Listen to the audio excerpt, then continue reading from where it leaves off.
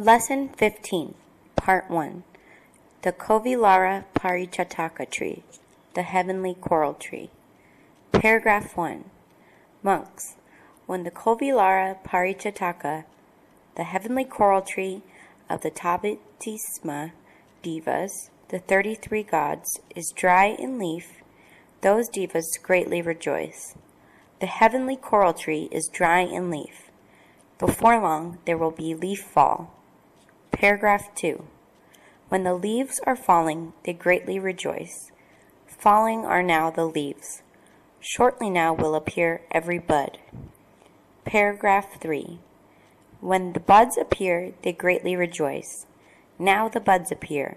Soon the shoots will come out. Paragraph 4. When the shoots come out, they greatly rejoice. Now the shoots come out. Soon will the blossoms form. Paragraph 5. When the blossoms form, they greatly rejoice. Now the blossoms form. Soon, like the red lotus, will the flowers be shaped. Paragraph 6. When the flowers are shaped like the red lotus, they greatly rejoice. Shaped like the red lotus are the flowers. Soon the flowers will be in full bloom. Paragraph 7. When the Kovilara Paricchattaka tree of the P2-The devas is in full bloom, those devas sport for 4 divine months at the foot of the tree, indulging in the 5 sense pleasures. Paragraph 8. When the divine tree is in full bloom, its radiance pervades 50 yojanas. The perfume is wafted along by the wind 100 yojanas. This is the divine power of the Kovilara Paricchattaka tree. Paragraph 9. In just the same way, monks, when the Aryan disciple is inclined to go forth from home into the homeless life, the Aryan disciple is dry in leaf, like the heavenly coral tree of the P2-The devas. Paragraph 10. When the Aryan disciple has his hair and beard shaved off, and donned the saffron robe and gone forth, it is his fall of leaf like the heavenly coral tree. Paragraph 11.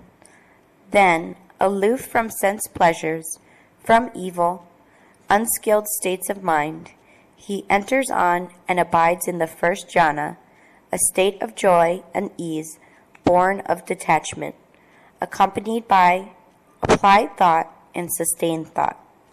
This is the time when his buds appear, like the heavenly coral tree. Paragraph 12.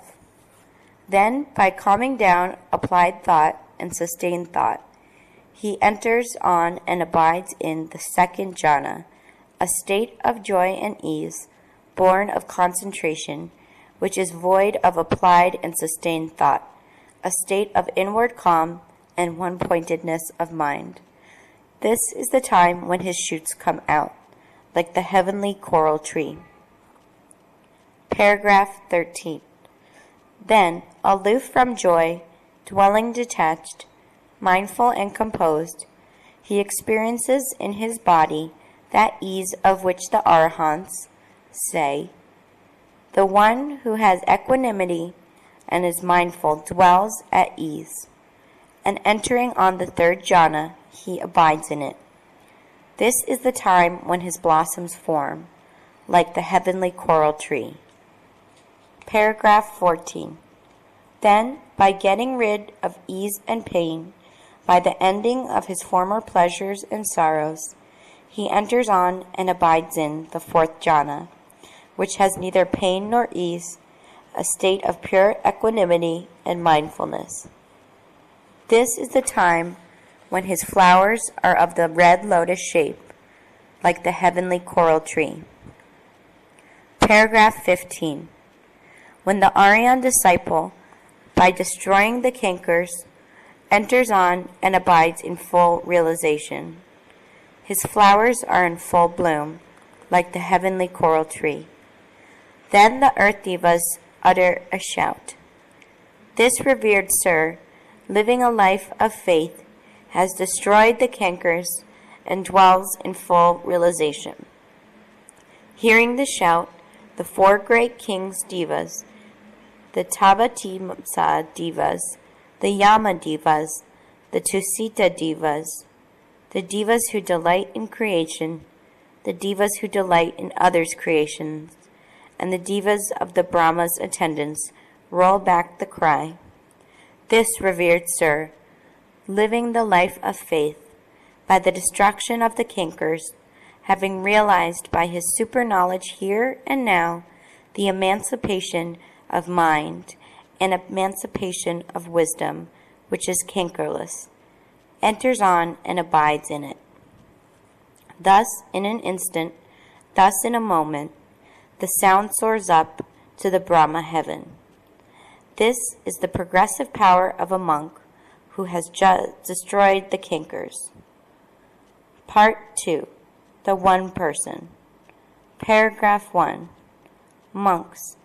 There is one person whose birth into the world is for the welfare of many folk, for the happiness of many folk, who is born out of compassion for the world, for the profit, welfare and happiness of devas and mankind. Who is that person? It is Tathagata, an arahant, a fully self-awakened one. Paragraph 2. Monks. The appearance of one person is hard to be found in the world. Of what person? Of a Tathagata, an arahant, a fully self-awakened one. Paragraph 3. Monks. One person born into the world is a wonderful one. What person?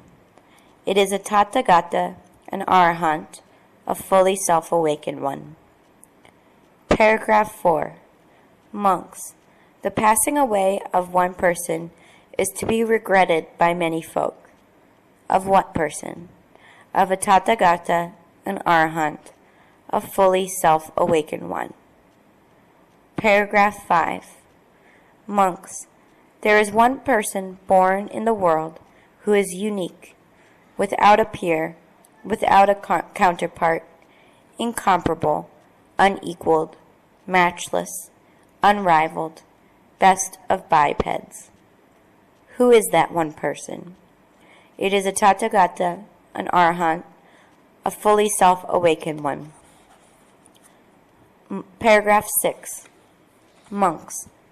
The appearance of one person is the appearance of a mighty eye, a mighty light, a mighty radiance, of 6 things unsurpassed.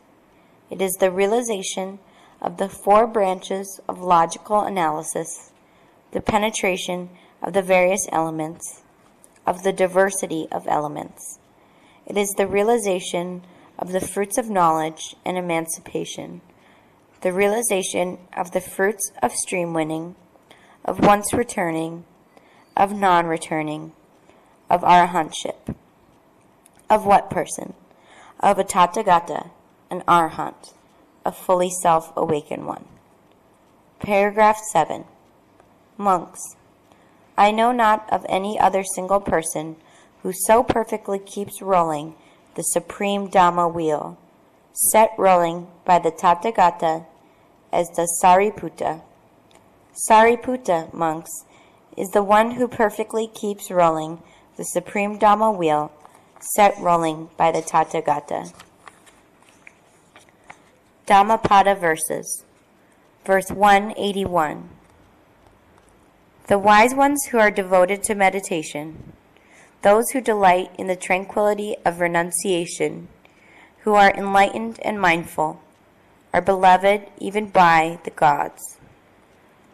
Verse 187. The wise man finds no delight, even in heavenly pleasures. The disciple of the fully enlightened one delights only in the destruction of craving. Verse 206. It is a good thing to see the noble ones. To live with them is ever happy. By not seeing fools, one may ever be happy. Verse 208. Therefore, one should associate with the intelligent, the wise, the learned, the patient, the dutiful, the noble, as the moon follows its course among the stars. Verse 381. The bhikkhu, full of joy, full of confidence in the Buddha's teaching, will attain the peaceful state.